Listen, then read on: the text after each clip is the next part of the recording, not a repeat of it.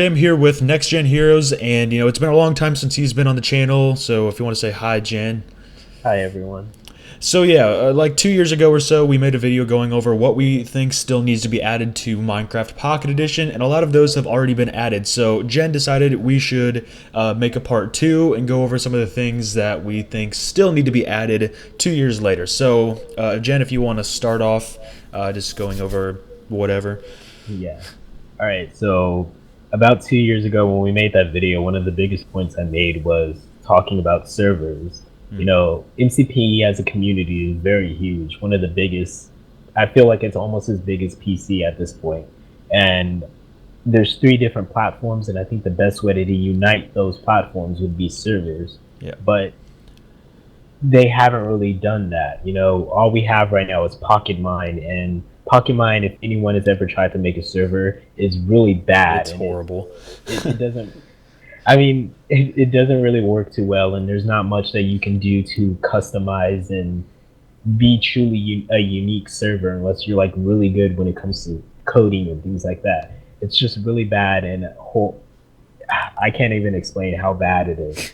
But they've kind of improved this by adding Xbox Live to Minecraft Pocket Edition, where you can play with your friends on live.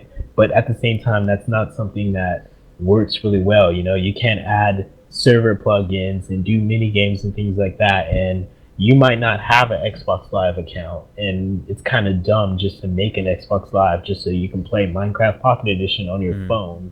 Yeah. I know a lot of people keep complaining about that, but it's not that bad of an idea, but it's still not what we need at this point. Yeah, and it's like, well, with the Xbox Live thing, it's just for like playing with friends. It's almost like having a whitelisted server where you have to go through and add specific usernames and stuff. That's if you want to do a public server, that's what it would be like. Where what they need to do is like have what they have on PC, where they have the vanilla server. It's not all that complicated. It's really easy to set up. It doesn't have a whole lot of options, but it's stable. It updates with Minecraft, and it's something you can easily rely on to just run your server. Yeah. You can add anybody you want, no whitelist or anything like that, and it's a great public solution. Where Pocket Mine, not so good. They don't really update it much anymore, and I get people get busy, but at this point it's not really a good solution.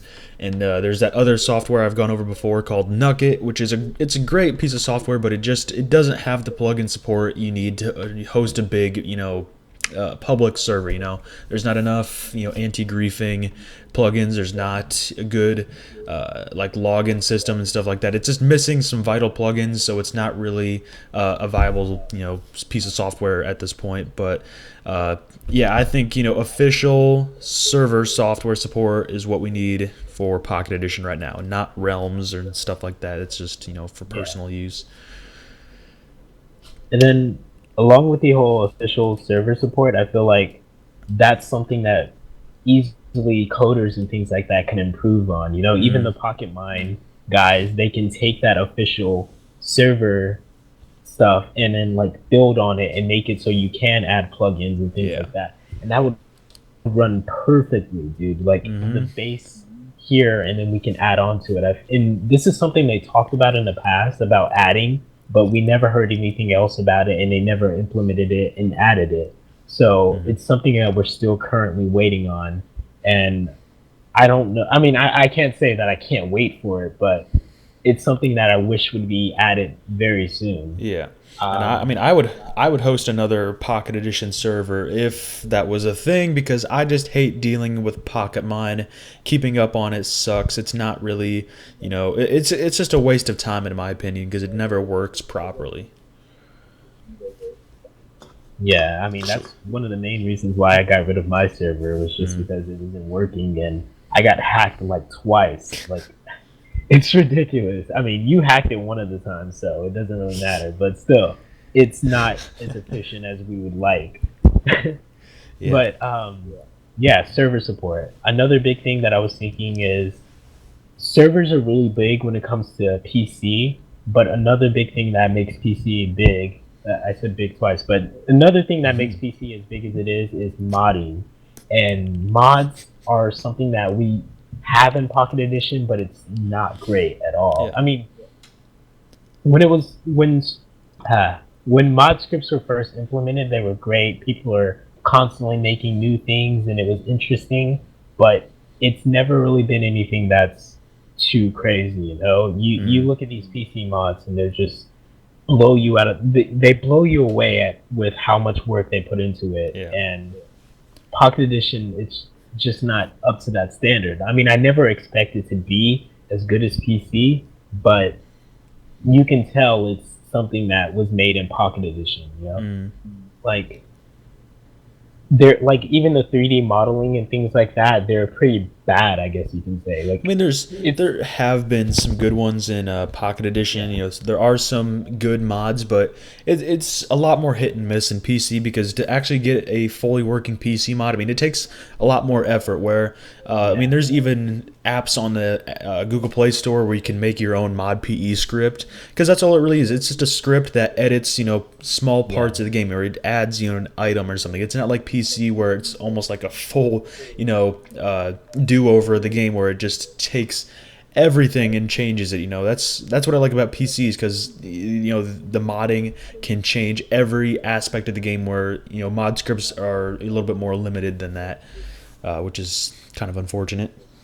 yeah, like it's good where they've started, but it can be much better. And I Yeah. can like Pocket Edition is at this point where it can handle so much more. Like I talked about with actually I haven't talked about this yet, so I'm gonna save it for later. But it's at this point where it's coded so well that they can add so much to it and build so much on it to where it can be almost at PC level. But I mean, I can't really say they're slacking because you know the developers are working so hard and they're adding so many features and dropping updates after updates now. It's amazing to compare to what it was about 2 years ago when we made the first video. Yeah, the updates used to be extremely slow. Yeah, like once a year. I remember we were talking about, I think we made this video for 0.8.0, and we were so upset about it having like 3 new things. So it's completely a 180 from what it used to be. Yeah. But I feel like modding is something that they can do. And we recently got some news about 0.16.0 and also console edition, I think, about this feature called add-ons, which are basically going to be mods that you can download in game and add on, you know, like I mean not servers, like skin packs and what are they called, text resource packs that you can buy in game. I think it's going to be similar to that, but Yeah. at the same time you can implement your own mods and things like that. So I feel like they're working on this now, and that's going to be their primary focus. But still, I wanted to bring it up that modding. And I know, like, Tommaso even brought up in the past how resource packs on Pocket Edition will actually allow you to modify every aspect of the game, which is really cool. You know, that definitely opens up a lot of modding potential and stuff. Like there are like block launcher add-ons, which are just like APK files that do the same thing. Really, just it can modify every part of the game. So that would be really cool to see that. I'm assuming that comes in 0.16.0. I think you know developers are going to really be able to build off that and then you know make some really cool mods, kind of like you know on the PC version. Yeah, and I think that's something that you were talking about when we were discussing this beforehand, was about Android and iOS. I feel like, of course, the Android community would have more mods because you know if most people know that Android is more moddable and it has more mods and mod scripts than iOS does because it's open source and there's so much more we can do with the software Without than like iOS rooting or Windows. jailbreaking. Yeah, exactly. So I feel like that's something else I want to see is they give Android more opportunities to add more mods. You know, like I don't want to just download mods that the developers have made themselves. I want to implement my own or find one online and download them because I feel like the developers have more things on their plates to worry about and implement into the game than to create new mods for themselves, you know. Yeah. But it's a start, and it's something that can definitely build on in the future. Yeah, I just So, think yeah. Yeah, I just think the developers need to take more advantage of what Android is capable of. Obviously, it does more than iOS. It's I'm not trying to make fun of iOS. Usually, I do, but uh, I'm not trying to make fun of them. It's just that Android is open and you can do more without jailbreaking, rooting, whatever.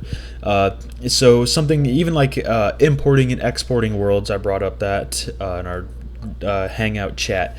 Being able to export worlds to your phone and then share them with friends. Something you probably couldn't do in iOS. Maybe if you I don't know, emailed it within the app. I don't know exactly what you can do on iOS, but on Android it'd be simple. You just save the file to your phone and then you can copy it off of that. It's easy and it's something they should do. And they even added exporting to like Minecraft Windows 10 edition, which is Pocket Edition, and that's something that I'd like to see with Android. Being able to do those kinds of things. Importing resource packs, importing worlds. Being able to customize your game a little bit more because you can. iOS is more limited, and I don't think developers should limit themselves because of the operating systems that they're developing for. If Apple can't adapt or doesn't want to adapt, then that's something Apple needs to worry about. Developers, that shouldn't be their problem. Yeah, and along with the whole implementing more Android features, it makes so much more sense. It's supposed to be Minecraft on the go, but at the same time, like, believe it. I mean, say what you will, but Minecraft is a game that generally has a big community based on children. Hmm. So telling them that they have to go into their file managers and create new folders and drop things inside of there, that's confusing and actually can kind of be harmful because they're messing with files with their phone and they might not understand what they're doing. So Especially with adding an iOS. import and export feature would definitely work much better and it would be much safer for those kids and their parents. Oh You yeah. don't want you don't have to worry about things like that, and it's so much easier. I don't want to have to download a file explorer. I mean, I always have one, but I don't want to have to download a file explorer just so I can Mm. implement maps when I can do it in app. Yeah. So yeah, I mean, it makes. I guess that's a third point we could say is more Android Mm. based And even with creativity. well, even with iOS, something they could do maybe is you could paste, say, like a download link to a world into the game, and then the game downloads it into its own directory, and then it extracts it and stuff like that. That's a possibility. I think that they could go with. I don't know exactly how they'd be able to do it, and functionality wise, sometimes you're going to have different, compression methods like RAR files, 7-zip. Zip is of course the most common. Uh, but yeah, I think that's something they could do with iOS is allow in-game downloading to get custom content. But of course, some people are going to mess that up and not really know what they're doing. So maybe they could go with that, maybe not. I don't know. Yeah, I mean, I know we're like still stuck on this topic, but I have like one more last thing. I've seen many other apps on iOS get certain features that the Android or Windows version doesn't get. So I don't see why the Minecraft Pocket Edition doesn't take that inspiration and do the same thing with Android and Hmm. iOS.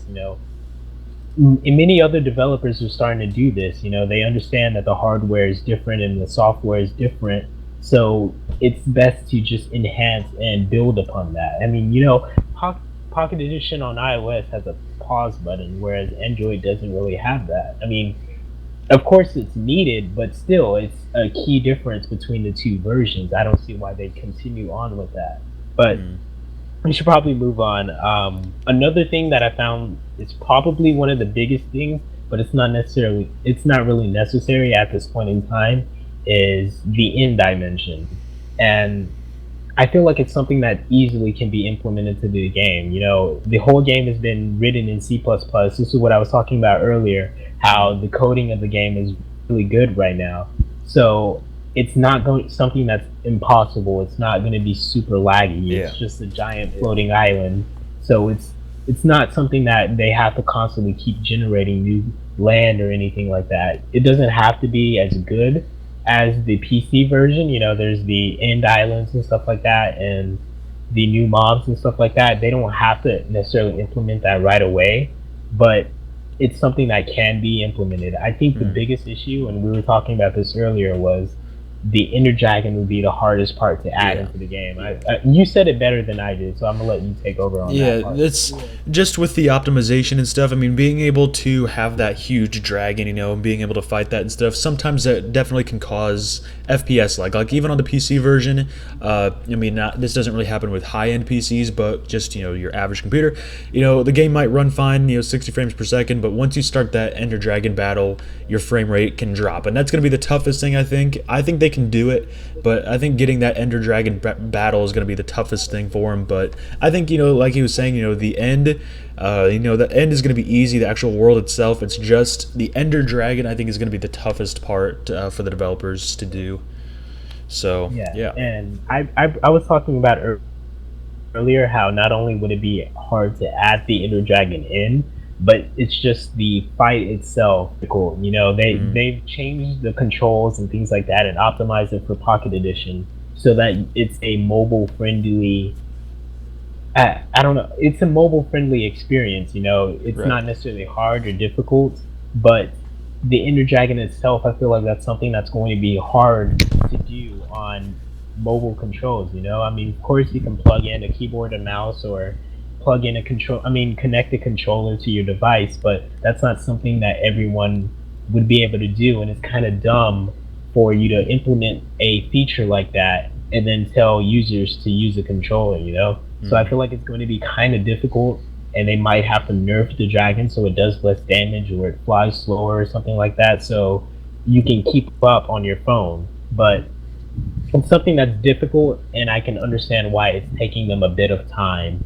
But I think Pocket Edition at this point is starting to get stale again. Everyone was getting bored and quitting around 0.8.0, but then finally 0.9.0 gave us bigger worlds, caves, things like that. Was that where the new menu came in too, where they changed the main menu? Yeah. Okay. I think 0.7.5 is when they made it spin, like panorama and stuff like that. But I think 0.9.0 did change the menu a bit. I think it changed the text to gray and stuff, because it used to be white boxes and stuff like that. I always forget. But I don't know how I remember. I remember the biggest updates. 0.6.0 was big for me because that was the very first update I ever played Minecraft Pocket Edition. But yeah, 0.9.0 changed the game fundamentally, severely, and it was so fun to play. But then after a few updates, it's starting to get stale, and the updates were coming slower and slower, like we talked about earlier. But then 0.12.0 came out, and it added hunger, sprinting, all the nether, things like that, and the game completely became fun again. And I think it's been over a year since 0.12.0 came out, and again, the game is getting stale again. Yeah. Fun and all, and Redstone is fun, but after a while, it's going to get very boring. I've been playing 0.15.0, and I've done a bunch of Redstone builds in survival, and I'm already starting to get bored with the game because there's nothing else for me to do. So I think the end is something that will make the game fun again, and it gives you a goal. That in servers too, I think. Going back to our first point.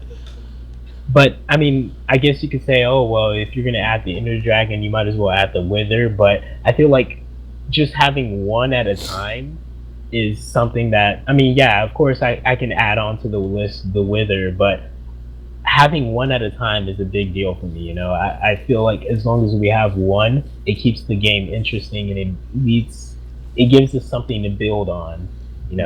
But that's basically, I think that's the main points we made were servers, mods, the in-dimension in Android and iOS. Cause I don't know how to say it, optimization, I guess would be the best way to do it. Yeah, I think that is it. Other than that, I think we got everything. Awkward silence. Okay.